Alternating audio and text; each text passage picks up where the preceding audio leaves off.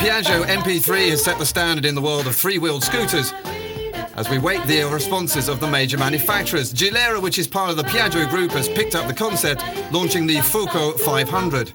With its large engine and sporty styling, the Fuoco brings a touch of originality to the maxi scooter arena.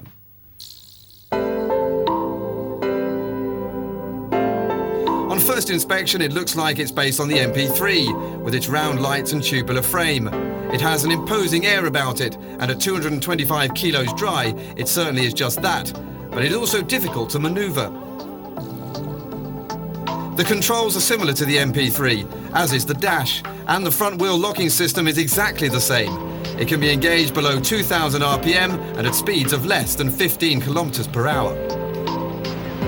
Gilera has also picked up the deformable parallelogram system from the MP3, as well as the chassis itself.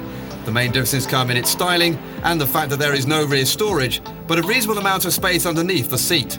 Of course, the engine is also very different. The 40 brake horsepower unit is borrowed from the Piaggio X9.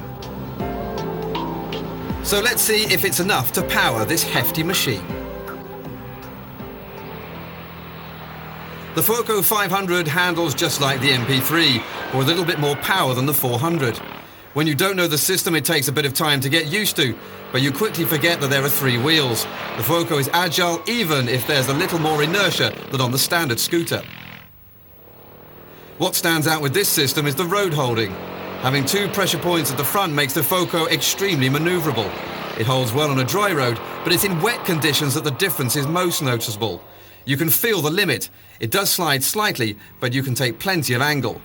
At the same speed on a two-wheeled machine, we'd have been on the floor by now. The brakes are powerful and the scooter stays on track, even when the wheels lock.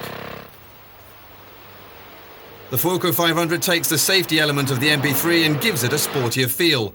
Its weight does limit the outright performance a little. We would have liked to match the power of the T-Max, but it's still fun to ride. It's attractive and perfectly at home in town or on the motorway, thanks to the wind and rain shield. It remains to be seen who will buy the 500. It's hard to see where it fits into the market alongside the MP3 400 cousin. For €7,600, you get a bit more power and original styling, but we'll have to wait to see whether that's enough.